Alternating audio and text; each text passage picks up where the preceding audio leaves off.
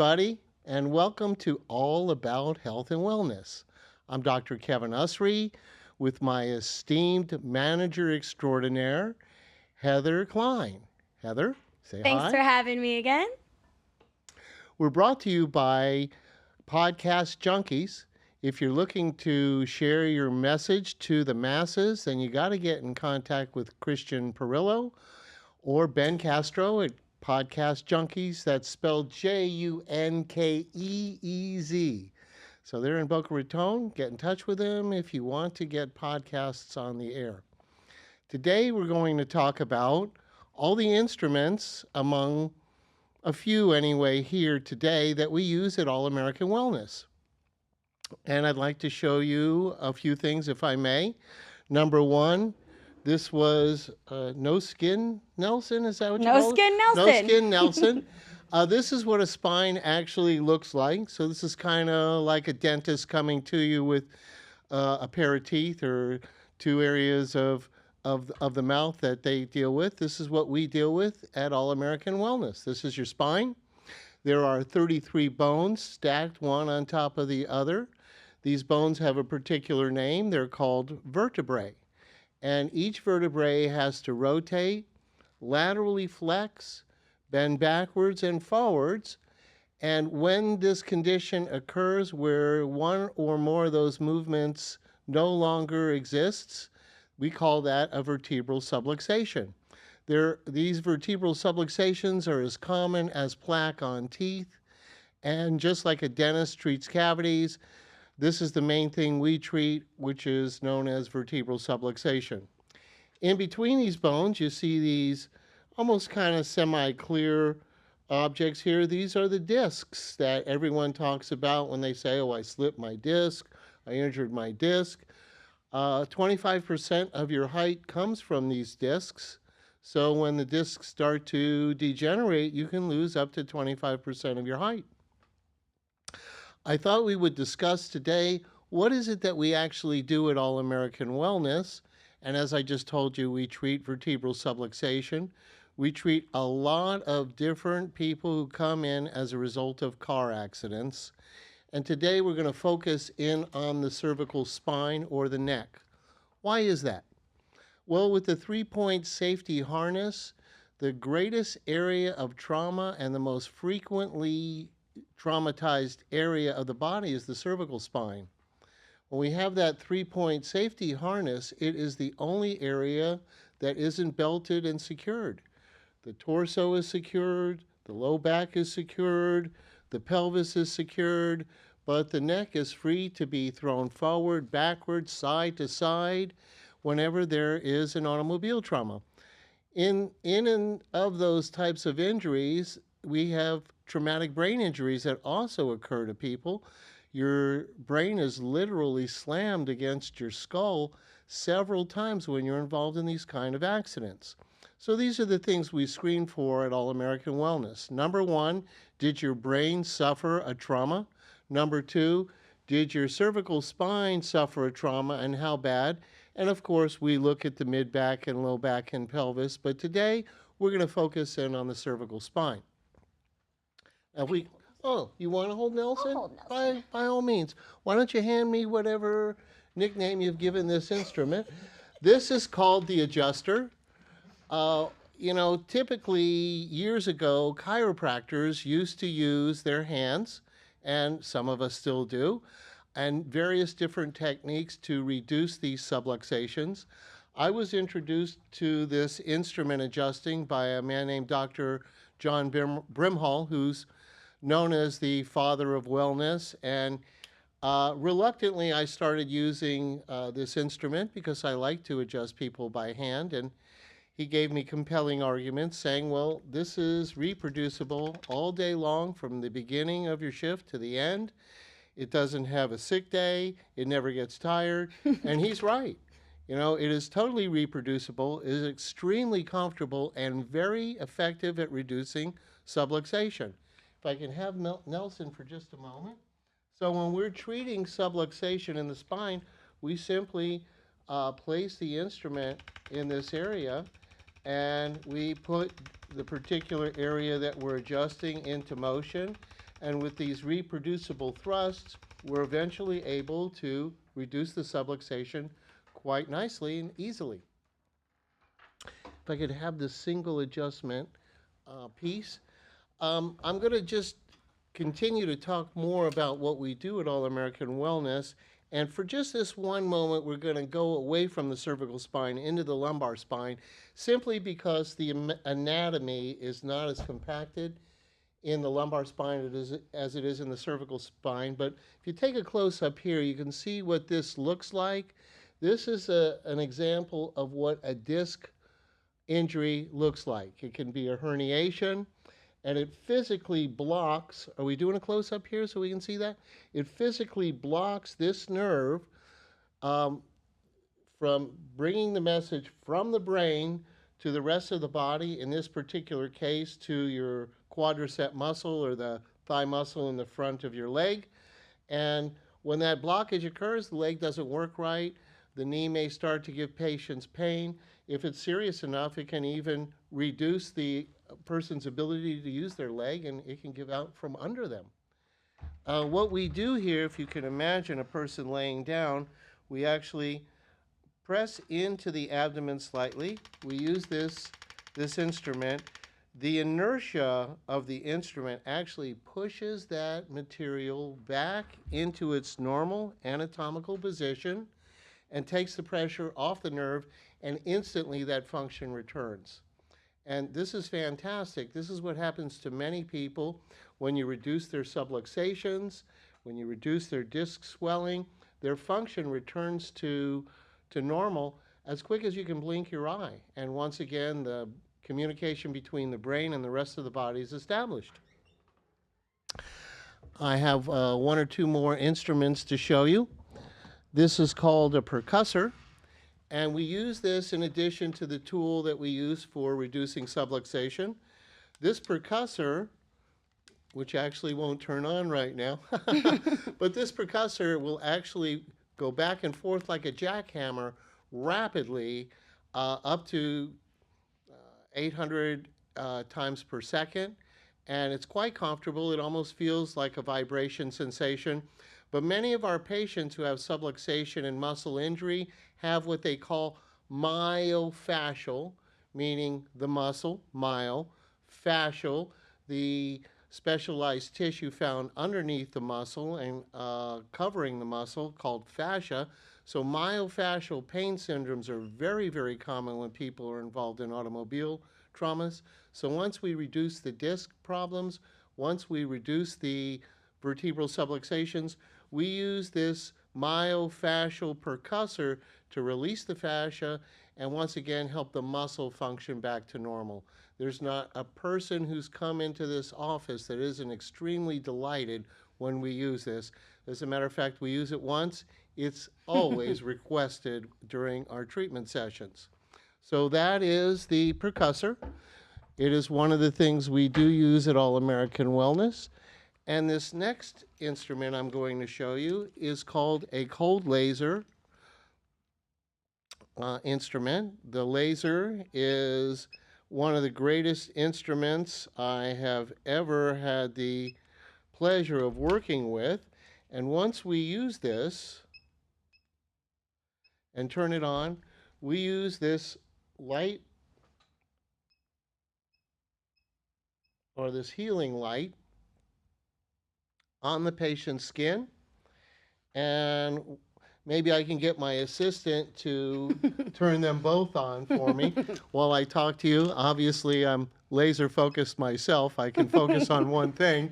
So let's work with that. We work with a red and purple light. This has to do with the wavelength of the light, and we work with a 300 milliwatt laser, which has to do with the power. And this laser goes right through the skin, right into the tissue that's been damaged.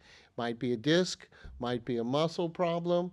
And as you can see, Heather has been able to do what I wasn't able to do a moment ago, and put this together. So this is the healing light that the patients see. When their eyes are closed, they don't even feel it, but it has miraculous functions and miraculous results. It will help reduce pain. It will produce the normal function in the disc, the normal function in the fascia. It is one of the most miraculous little machines I've seen since starting in healthcare in the 70s. So these are one of the three main machines that we use at All American Wellness. And we're going to take just a short break. I want to use Heather as my lovely model on what it's like and what it looks like when we adjust a patient in the cervical area for a disc problem or for a vertebral subluxation or myofascial issue, and also what myotome evaluation is like to determine if a person has suffered a disc injury. So if you just stick with us, we'll be right back. Thanks for joining us again. We're back. And as you see, I have my lovely model, Heather Klein, who's going to be the person I demonstrate adjustments and the reduction of disc swelling. And let's go ahead and do that. We're going to just turn Heather to the side. Of course, this is the cervical spine here, and this is the area we're going to be working. And we're going to test something called myotomes. Myotomes, in this case, have to do with the muscles in the arms that are supplied by specific nerves coming out of the neck. So the first thing we check when we're looking to see if those nerves are continuing their message from the brain to the muscle is the deltoid muscle. And I'll ask you to resist me. And that function is good. The next thing we'll look at is the particular nerve that supplies the wrist extensor, the ability to bring your wrist up. And don't let me push down. Good. And the next thing we're going to check is the finger flexors. This has to do with the areas of the cervical spine where the nerves coming out are lower in the cervical spine. And I'll ask Heather to resist me. And there's not enough resistance for her to meet the demand, which indicates that there's a problem. This is some of the things that we do here. We're going to do something called therapy localization. We're going to touch the area of the spine from the front that may be affecting the function of the finger flexors. And I'm going to ask you to resist me. And as we put a lot of pressure on those fingers to open up, Heather is able to keep them with good function, which indicates that there is a problem in here. When we find a disc issue that is existing, and in this case, clinically from years of doing this, I know that this is a problem in the lower aspect of the cervical spine. We're going to simply have Heather turn her head, and we're going to lightly move the sternocleidomastoid muscle aside. We're going to have Heather turn her head towards me, and we're just going to tap these areas back into place. Is that uncomfortable, Heather? Not at all. No, it's a little weird at first because people are not used to having those instruments in that particular area, but it's totally comfortable. Now we're going to reassess and see. Again, by trying to open Heather's fingers, we're not able to do that. And that's an example of how to treat a disc issue that may be affecting a particular myotome or the function of that person's hand, like opening a jar, like doing a number of the activities of daily living that we go through. It requires our hands work well. And we're going to do a little bit of applied kinesiology here so you can see it. Right now, I'm going to be testing the pectoralis clavicular muscle. That is part of our chest muscle. It goes from our clavicle to the inside of our arm, and the way we test that is we try and move that out to the side. As I apply pressure, Heather meets that pressure. That's a functional muscle. Now we're going to give some input to the brain by just putting that neck through rotation. We're looking for subluxation now, and resist me. And nothing. That is functioning perfectly well with that input to the brain. The brain is saying, no, I'm not having any issues with rotation. And we'll do it to this side as well. And we'll again try and move that arm to the side. And again, Heather is able to do that. As you see, this is a test, not a contest. We're just looking to see, does the muscle have enough function that it can meet resistance? And we'll bring the ear over. We're moving those vertebrae into lateral flexion. And I'll ask you to resist me. And that's perfect. And we'll move in the other direction. And I'll ask Heather to resist me again. Try one more time. And that's an example of a problem that comes about when we put some stress into the cervical spine. Everything else was working well. We'll move backward here and see if those vertebrae are moving into extension well, which they are.